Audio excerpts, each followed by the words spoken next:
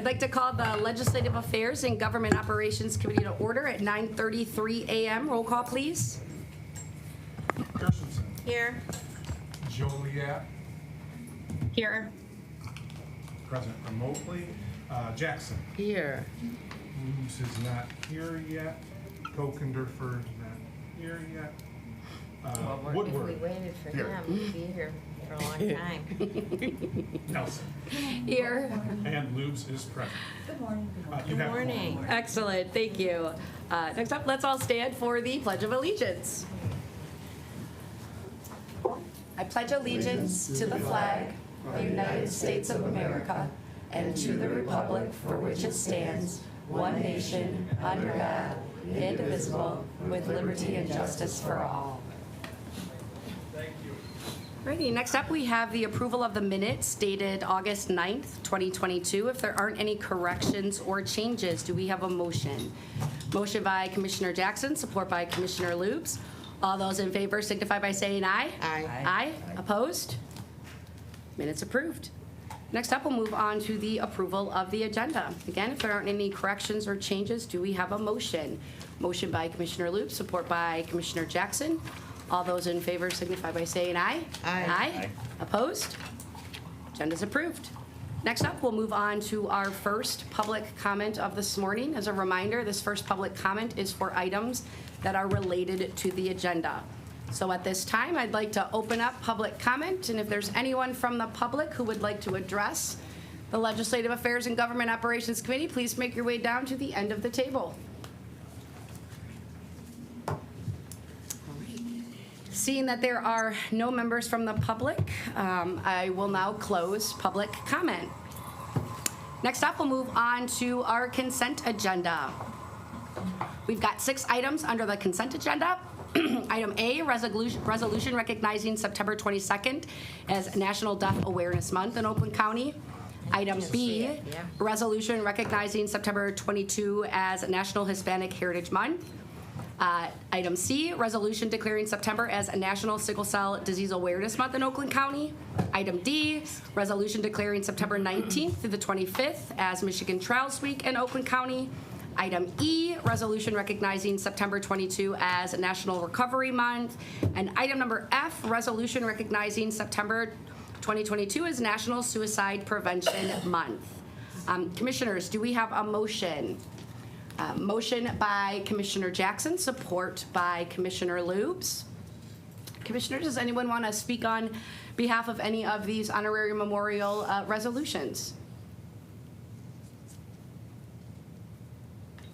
Alrighty, seeing none, prompt the vote, please. On the consent agenda. On the consent agenda. Thank you. We have 5 yeas and 0 nays. 5 yeas, 0 nays. Our consent agenda. Oops. Next up, we'll move on to our regular agenda. We have essentially one item under our regular agenda today. It looks as if our first agenda item, which is our presentation by our legislative update, Mr. Jim Ryan, he is not here yet. So if there isn't any objection, I'd like to move on down to item B of our regular agenda, which is Human Resources Collective Bargaining Agreement, fiscal years 2022, 23, 24, 25, and 26 for employees represented by the Oakland County Deputy Sheriff's Association, representing the Corrections and Court Services Unit and Law Enforcement Unit. Do we have a motion? Motion by Commissioner Gershenson, support by Commissioner Jackson. And I believe we have a few people here this morning, so please make your way to the head of the table.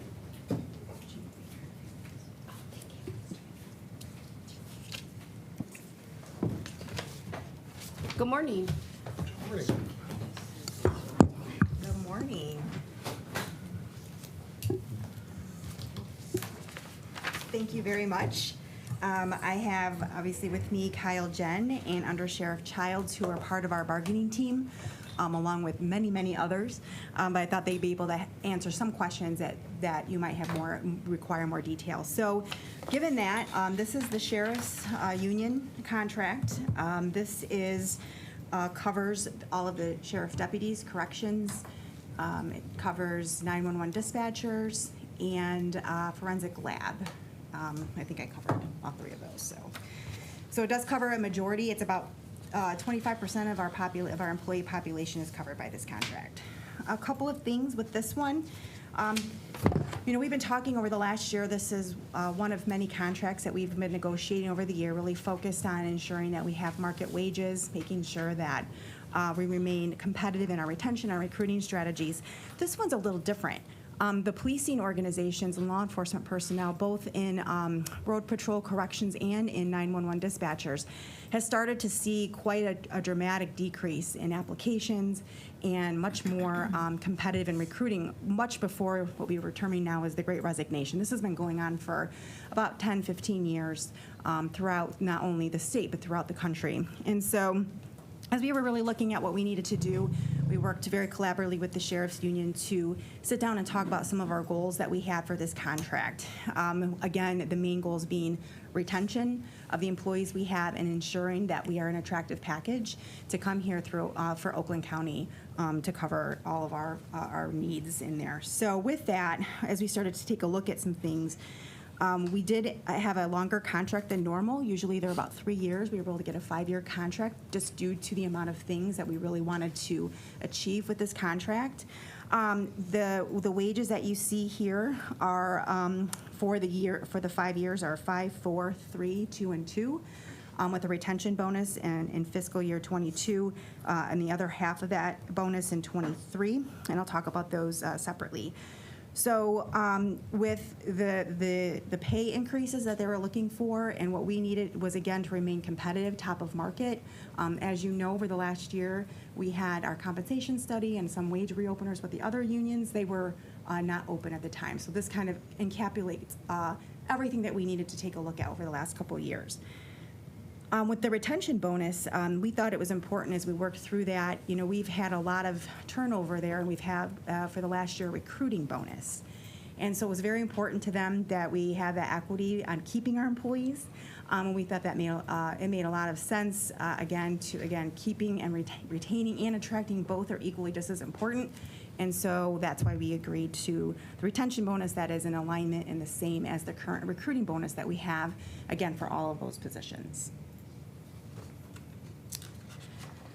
The other piece that we talked about is maintaining our health care plans, which we're doing as we did with the other unions. They agreed as well to some of those adjustments, an increase in a 10-year by a $10 biweekly payment, as well as an increase in prescriptions in 2025, and again, another increase in contributions in 2026, which follows our 5-year health care plan. So they agreed to that.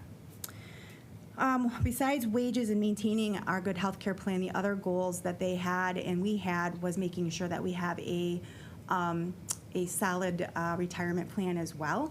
It's important to know in the policing world that they typically retire 10 years sooner than most, just due to the nature of their job. And so it's important to also note that, this is one of the groups, as well as everybody else in the county, that is no longer in a pension program. So for them, building up that defined benefit plan was going to be helpful in, again, retaining and recruiting, as in many other, there's just as many in Oakland County that don't have a defined benefit that do, and so we wanted, again, to remain competitive. So by the time we were done between the two groups, they provided some increase in percentage as well, in contributions, as well as we did. So by the end of their 5-year contract, they'll be at 20% total contribution, 14% from the county and 6% from the employees. A couple of other things that I won't go into a lot of detail, but the other big piece for them was ensuring that the corrections deputies and the road patrol were in the same alignment as it relates to wages. So we readjusted that as well, which was a smaller ask, but allows more flexibility, as most of the, road patrol covers for corrections. They share those duties when there's vacancies. So those were the big pieces, the big goals, and the big conversations we had at the table. A few other little things in here as well, but for the most part, those were the large, big ticket items. I don't know if Undersheriff or Kyle have anything else to add to that, to cover it? No, I think she covered.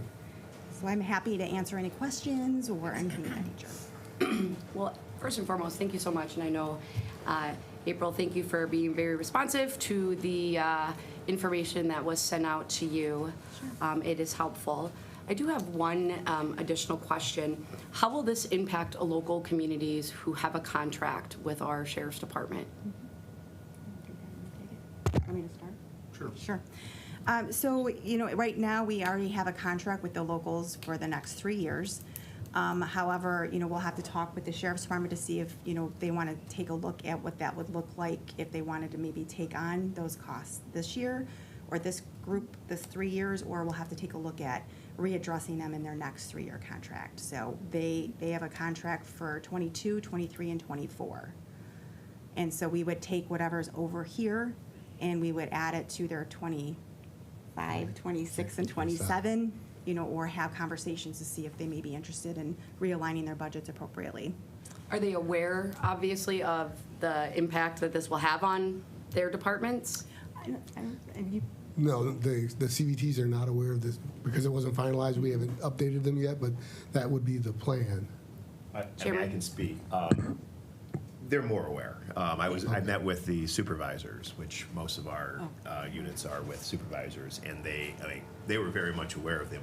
Actually, they were able to spew out the numbers faster than I could. Yeah. So, I think they're monitoring it. Have they planned for it? No. Do they? Would I say, do they think that it's coming? Yes. The question is when. Does it come, as April said, does it come in the next round, in where we true up the costs that we incur to make sure that the local communities are paying for it? Or do we open up that contract sooner to address the cost factors? Yeah, we hadn't officially informed them, so if they're aware through other methods. And quite honestly, we're looking at the latter of doing it in 2025 so that they have time to budget and plan if they need millages or whatever. So that's what we prefer. Thank you. Commissioner Gershenson? Well, thank you. I'm excited that we're addressing the difficulties the Sheriff's Department has had with recruiting and retaining.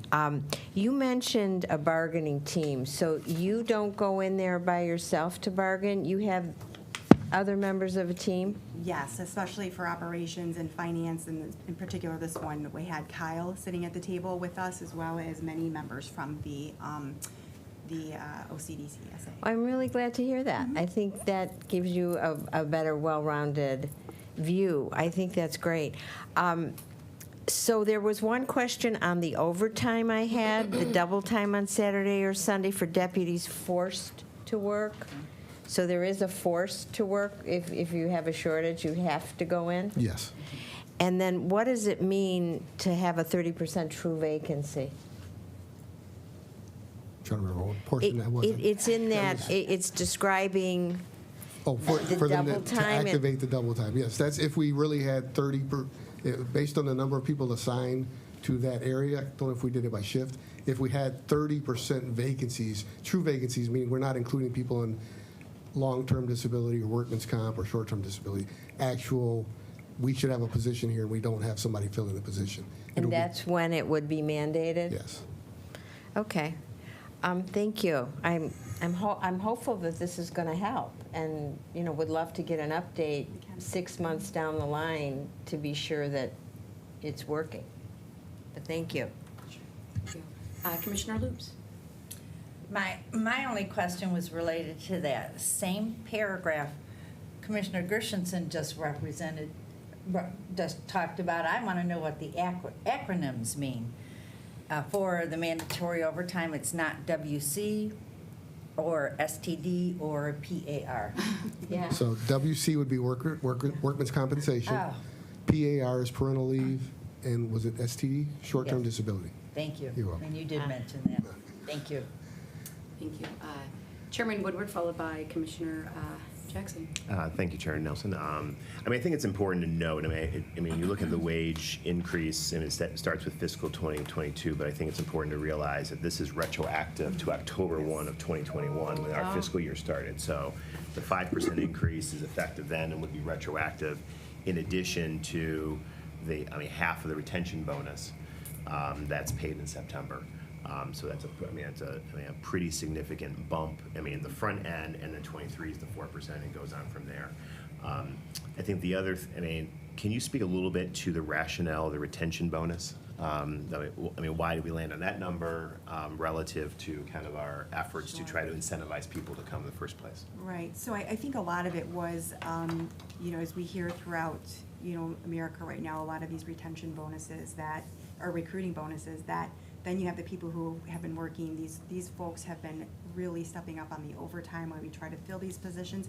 In particular, the corrections team, it's been, much harder to fill those positions. I think we're in a new place now. I don't know if Undersheriff wants to talk about that, but to mirror that retention bonus when so many people have been coming in with a recruiting bonus just made the most sense to make sure that we, not only show our appreciation, but that a little bit more of equity, or they like the term fairness, as we do that and kind of realigning that. Now, we will say, though, that anybody who gets a recruiting bonus will not get the retention bonus.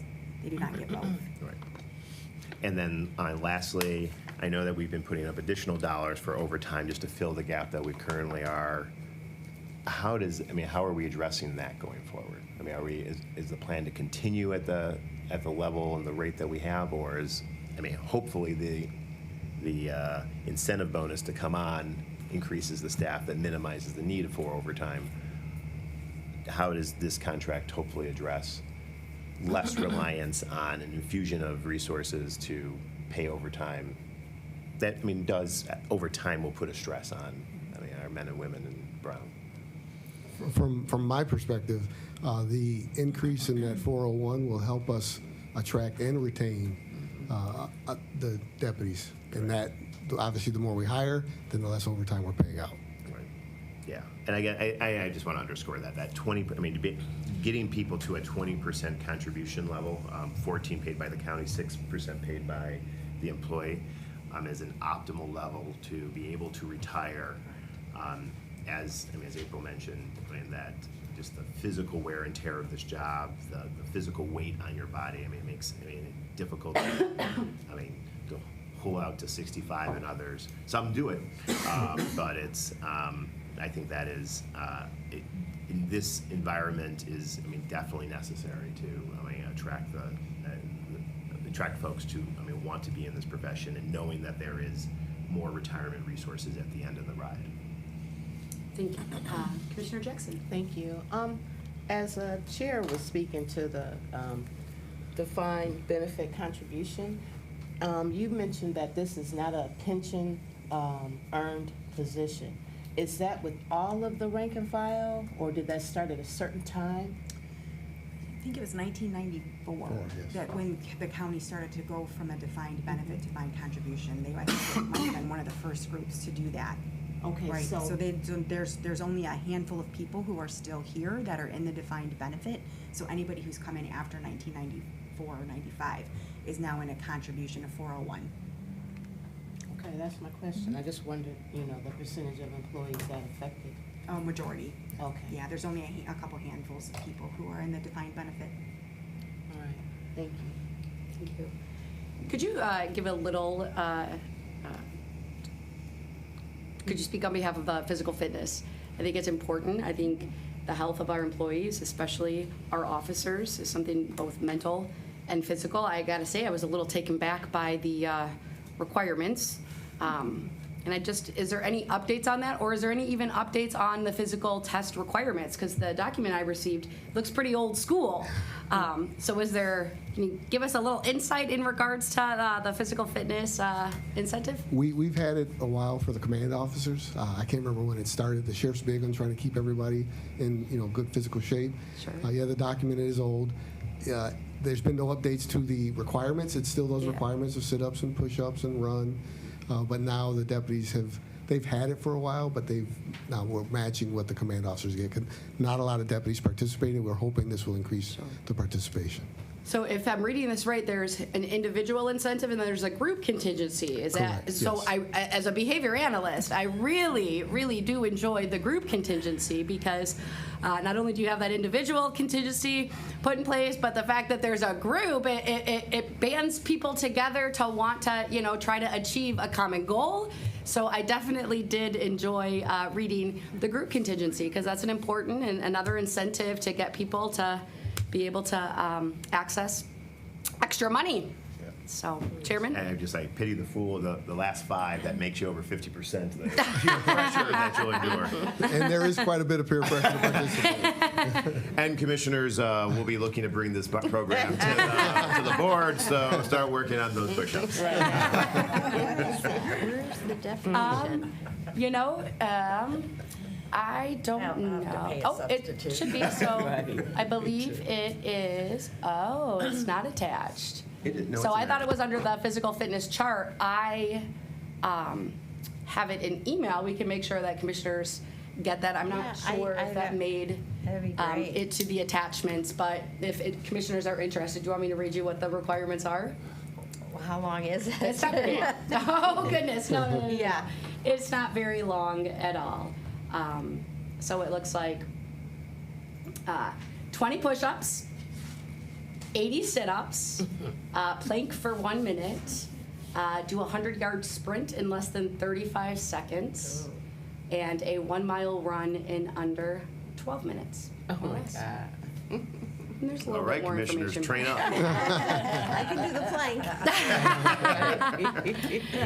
But what I can do is we can make sure that gets added and sent out Okay, thank you. for those that are I interested. think it's on page of their contract, 97 of 140 and 98. Oh, excellent.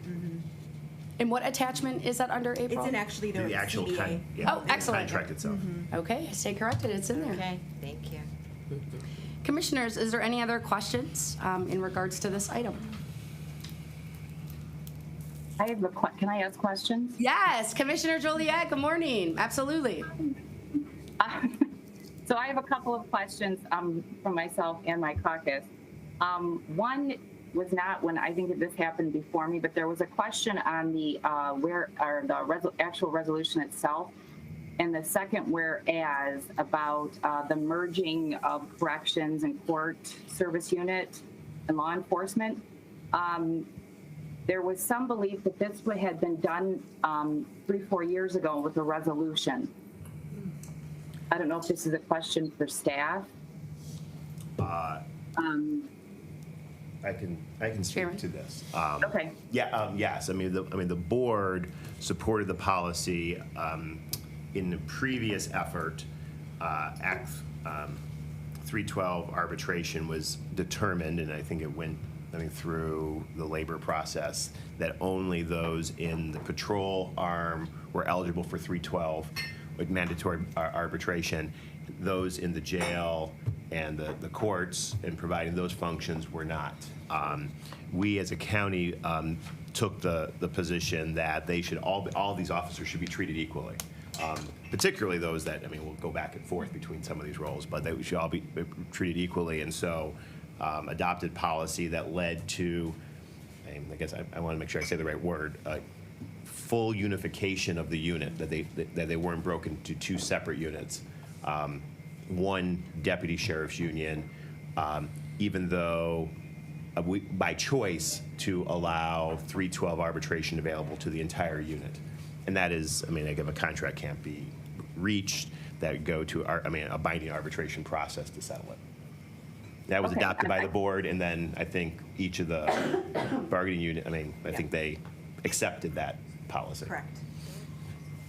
Okay, I guess the question is there any way to make note of that resolution or the resolution number within this resolution? And maybe that's more of a staff question also.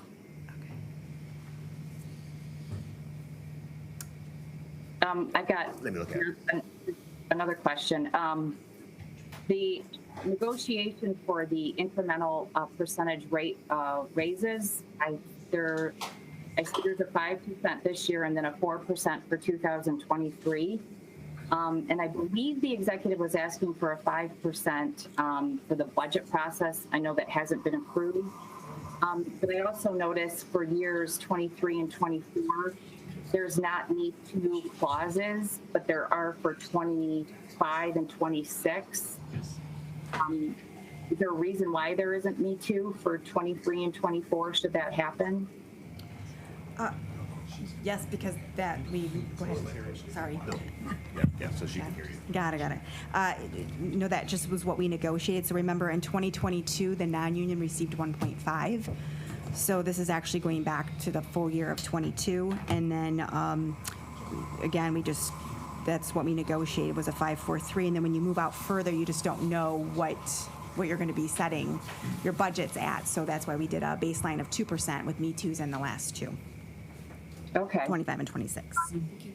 Okay, and then just a couple more. The Deputy 1 starting salary, how does that have an average to our surrounding communities? I would have to get back to you. I don't have that data in front of me.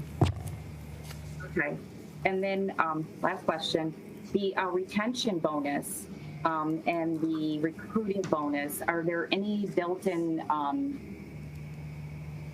safety for like being vested so they can't take the recruiting bonus and then leave, or take the retention bonus and then leave?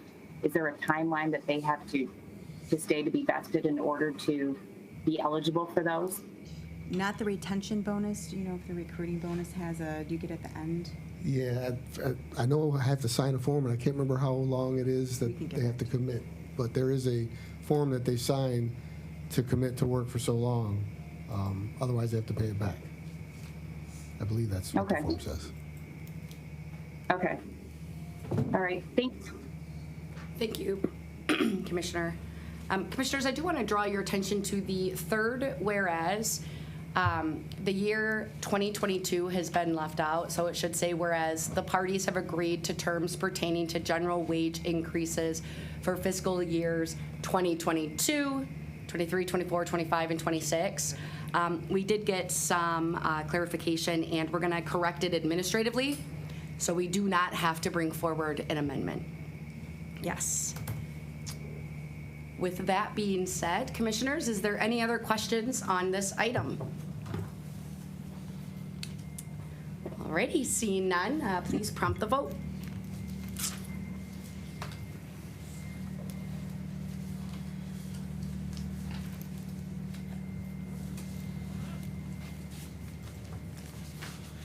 You got 5 yeas, 0 nays.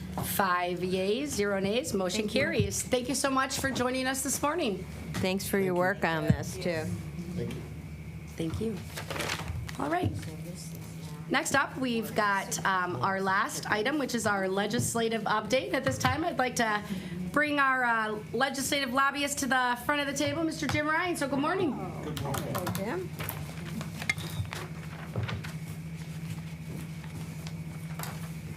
It's construction time around here, Jim, so That's why I'm late. we're glad that you made it and you're here with 59's us a this mess. morning.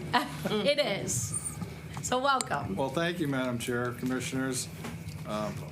Just want to point out how grateful I am that you don't have these physical requirements of your lobbyists. I don't know if I could run a mile anymore. I certainly can't do 20 push-ups. Put that on the list. Oh, goodness. Well, you'll be pleased to know that there's not a lot to report because since our last conversation, with all the activity we had with the budget, the legislature took their summer recess and just recently decided that there's really no need to come in at all in August on scheduled dates that they had on the calendar. And as far as September, they said, we probably only need to come in for 2 days. Wow. The 21st and 28th of September. Clearly, the one concern that they have to address and that they're all supposedly working on, is the remaining federal funds that have not yet been spent through a supplemental that we've talked about before. And also the debate between the administration and the legislature regarding a tax cut. Both the administration and the legislature believe that a tax cut is appropriate. However, they have different ideas on how to achieve that. So there's rumor that there may be some getting close to an agreement. But again, it's kind of unusual that there was only 2 session days scheduled in September. And that's not to say that they could schedule more, but it's not to say either that they can cancel that and not have any session.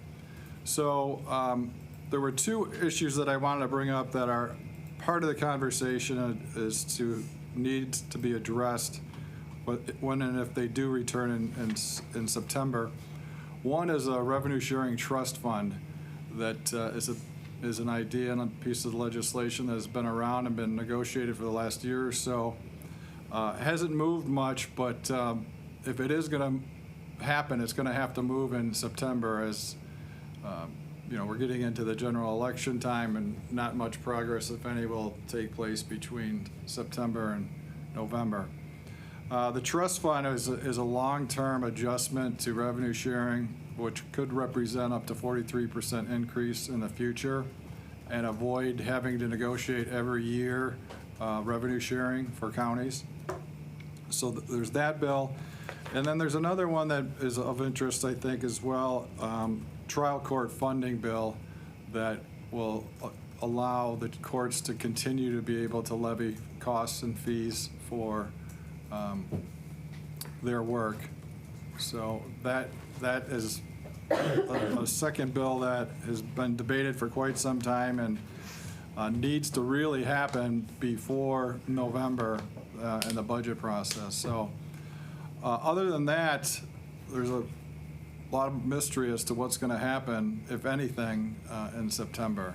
So if it doesn't happen and the elections take place and the Democrats take control of the legislature, there will not be a lame duck. There would be no interest on the part of the administration to negotiate in December when they can have control in January. So a lot of sitting around waiting for the elections to take place, and what the outcome of the election will determine what's going to happen with respect to the remaining federal funds and some other outstanding budget issues.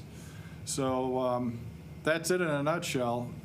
At the end of the day, nothing's really happened since the last time I was here, other than the fact that primaries took place and vacations and all that stuff. So. Well, thank you. If only they worked as hard as the county commission, get their work done. So that's all I have to tell you. If you have any questions, I'd be happy to address them. It's nice to see all of you. Well, we appreciate the information you did share. Commissioners, does anyone have any questions for Jim? Chairman Sure. Woodward, followed by Commissioner Jackson. Thank you. I mean, real quick, and I think I've communicated this to you. I mean, one of those tax proposal idea that's out there is the earned income tax credit.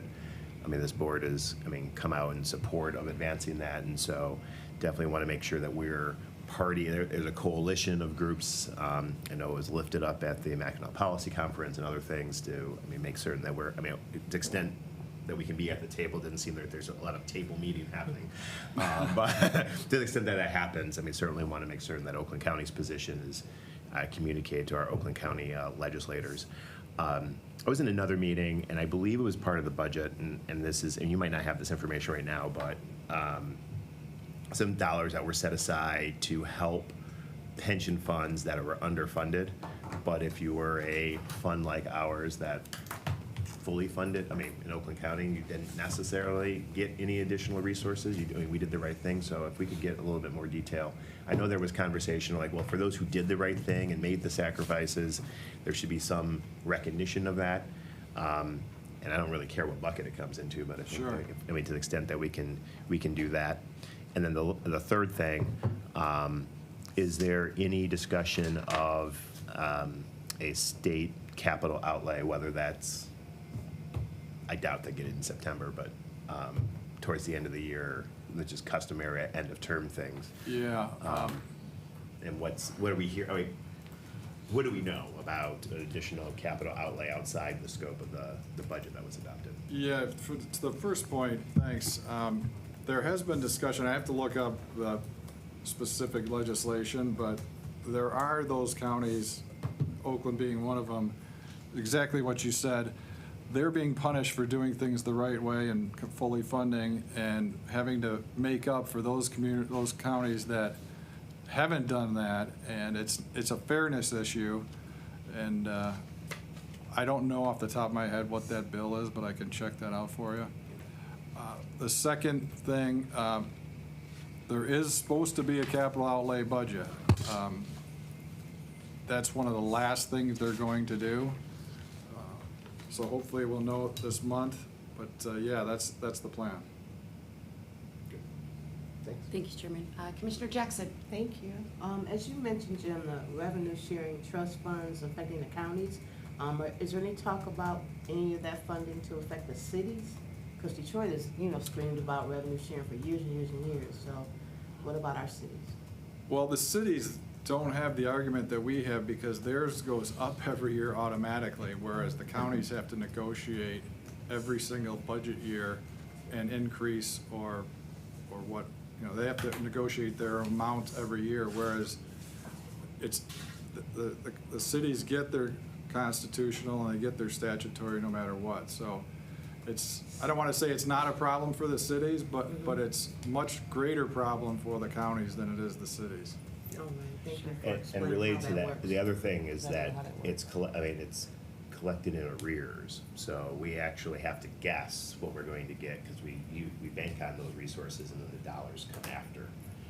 So that's the other problem without having a certainty. Now, fortunately, the last many years, it's been reliable and then it's been coming up higher than anticipated, but there was a period of time where it came in lower and then requires a jolt to the county budgets. And I forgot to mention, the governor's office is standing firm on EITC. I mean, they're not budging, period, so. In support of. Yes. Yeah. Commissioner Gershenson? Thank you.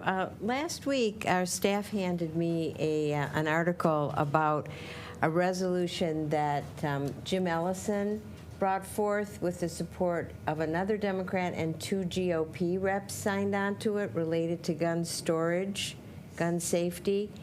Do you know what I'm talking about? Do you have any information? A resolution or a bill? Oh, bill, I'm sorry. Okay. Yeah. Now, I'm looking it up, and this could be an old one, 5066 and 69. Those could be old ones that he introduced. This is new, and it's actually getting bipartisan support. So I'd like to know the status of that and any information you can share. I will check it out. Thank you. At this point, I don't see any way in which a Democrat bill with the limited time left is going to be taken up by the Republican legislature. It would shock me. Even with the 2 Republicans that have signed on? Yes. I'm not saying it's, I have to look it up, but my gut tells me no way. Okay, not happy to hear that, but if you'd still keep I certainly will. us apprised of that Absolutely. one. Yep. Thank you. Commissioner Loops? Thank you. Is there something going on at the state or even the county level in this last week that I've received All right. numerous emails about say no to gun confiscation orders? Say that word. Right. Trips me up too, Penny. What's going on? Like a piece of legislation, are you Yes. referring to?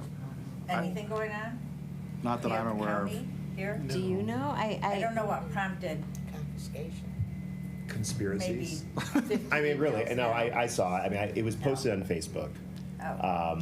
that there was something that Oakland County was looking to impose a red flag law. I think that's what they're referencing. They're calling it confiscation laws, but it's really red flag and arguing it's unconstitutional and saying that the county doesn't have the authority. I have no idea what spurred that, but Okay. yeah, there's nothing. Now, I mean, I think that there is conversation around supporting red flag laws. We have, this county in a bipartisan way has actually supported them in the past, but Right. we don't have the complete legal authority to impose a red flag law policy. When you say Facebook posting, whose Facebook is that? Oh, you could tell me later. Yeah. And that within, I'm going to describe it unkindly. within 80 days of a general election, a Republican legislature is not going to deal with gun legislation. Absolutely not. Thank you. Thank you. Jim, what's your take on the auto no-fault catastrophic coverage issue? That's like Softball a question. 6-hour conversation. there seems to be growing support on both sides of the aisle in the legislature to correct what they did 2 years ago now with the legislation. But again, that was a battle that took place over 30 years trying to reinstitute all these changes, and they did that. And it's not something that I think at this part in the legislature with, maybe 24 legislative days left in the year that they're going to tackle. They had their opportunity. There seemed to have been some momentum earlier in session to address some of the failures of the past legislation. But again, it's such a complicated issue. I mean, you have the heavy hitters, the hospitals versus the insurance companies, and it's just such a massive undertaking. What's really been a problem, quite honestly, is that with term limits, legislators get into a position on an issue like this, such a big issue. It takes such a long time just to learn the issue and find out what the problems are. By the time that happens and these men and women figure out what this issue is, they're termed out and they're gone. So that's been the problem for all these years as to why we've never fixed it, because there's constant turnover, and every time the legislature turns over, you got to start from ground zero again with a new chair of the committee and a new speaker. And so I'm not saying whether I support or oppose term limits, but that has been a very difficult problem for big issues like these, like aircraft carriers like this. It just doesn't happen overnight. So it would take a perfect storm again, starting after next session if you're going to have to address even some of the smaller issues of no fault.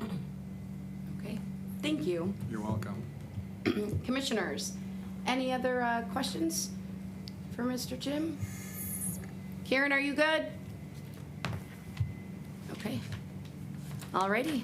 With that being said, thank you so much, Jim, for joining us this morning. Great to see all of you. Hope you're enjoying your summer. Summer? It's almost fall. Stop. Still summer. Right. Still summer. Thank you. School's starting back up next week, ladies and gentlemen. Okay, we'll see you all later. Thanks. Thank you, Jim. With that being the last item under our regular agenda, Commissioners, is there any other business to come before us this morning? Alrighty. I'm sorry. Oh, thank you, Aaron. Before we close our meeting this morning, we do have our second public comment. As a reminder, this is for items on the agenda, off the agenda, could be on any topic. So at this time, I'd like to open up public comment. And if there's anyone from the public who would like to address the Legislative Affairs and Government Operations Committee, please make your way down to the end of the table. Seeing that there is no one from the public, I will now close public comment. Commissioners, without objection, I declare this meeting adjourned at 10:16 a.m. Thank you so much. Thank you, Karen, for joining us virtually. Bye.